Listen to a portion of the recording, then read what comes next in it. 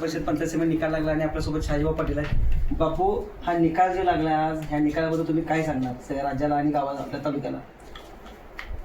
संपूर्ण तालुक्यातून शेतकरी कामगार पक्षाला पूर्णपणे नाकारलेला आहे आणि शेतकरी कामगार पक्षावरून युती केल्यामुळं दीपक आव्हानांनी नाकारलं.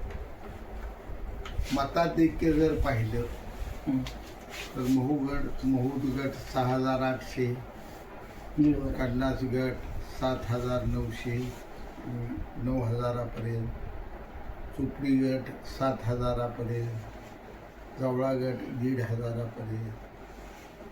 हा रन रेट जर पाहिला हा प्रचंड आणि शेतकरी कामगार पक्षाच्या आलेल्या जागा ह्या घासून पुसून कशात निसटलेल्या आहेत. उदाहरणार्थ कोळा हा त्यांचा बालेकिल्ला, आमदार किल्ला 11-12 हजाराचा लीड काढणारा गट 300 वाला. आमची थोडीशी अडचण अशी झाली की जवळा गटात घड्याळ आणि धनुष्यबाण पंचायत समितीला दोन्ही चिन्ह राहिली. जवळा गणात घड्याळ आणि कमळ राहिलं आणि आजनाळ गणात धनुष्यबाण आणि कमळ राहिलं. अशी दोन चिन्ह. 2800 मतं कमळाने घेतली आणि आमची धनुष्यबाणाची जागा 104 मतांनी दिली. तांत्रिकदृष्ट्या ह्या 3 पराभव आमचं झालेला आहे. कारण 300 मतानं उबाळे यांचा पराभव झाला वाडेगाव गणात आणि 900 मतं घड्याळ चिन्हाला तिथं गणात पडली. हे जर सगळं तांत्रिक अडचणी सोडून पाहिलं तर जनतेनं शेतकरी कामगार पक्ष हा पूर्णपणे नाकारलेला आहे. 1.5 वर्षाचा आमदार म्हणून त्यांचा कारभार हा जनतेनं स्पष्टपणे नाकारलेला आहे. हे यावरून दिसून येतं. टीका टिप्पणी, टोमणे, काहीतरी खुळचट उकरी करणं या सोप्या असतात.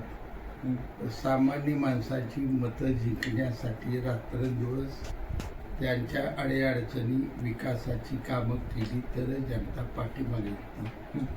विधानसभेला माझा झालेल्या पराभवाचा जनतेला पश्चाताप होताना दिसून येतो. हे सगळं भरून येते का बापू? सगळं महायुतीला या तालुक्यात अतिशय चांगलं वातावरण निर्माण झालं. बापू, आता जे लीड आपल्याकडे गेलेलं आहे 6,000, 7,000, 8,000, 9,000, याच्यापूर्वी कधी असं लीड गेलो होतं? इतके जास्त मतांचा फरक पडला होता?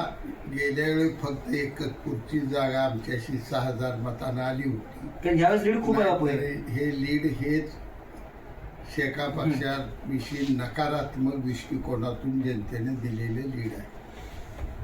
आज दीपक गटाची जवळची एक जागा होती, त्यांच्या हातातून ती निसटली जागा. अतुल पवार निवडून आले, तेव्हा तुम्हाला काय सांगायचं आबांना किंवा बाकी जनतेला? जाऊन आबांचा शेका पक्षाबरोबरचा दोस्ताना जनतेला आवडलेला नाही आणि आबांनी 6 महिने विनाकारण अतुलला तूच उमेदवार म्हणून लोंबकळत ठेवलं, नानवेळी मुलाला उभा केलं. हे न करता पूर्वीपासूनच त्यांनी स्वतःहून मुलालाच मी उभा करणार हे सांगायला पाहिजे होतं. अतुलसारख्या सरळ मार्गी पोराला असं फसवणं चुकीचं. अतुल पवारांचं जवळ ह्या गावातून फक्त 100 जवळपास 100 काहीतरी मायनस आहेत. ते जवळजवळ घासून हे ते सगळं त्या गावातूनच घासून अतुल पवार निवडून असं काय मी काय बोलणार नाही. जनतेने दिलेला कौल व्यक्तिगत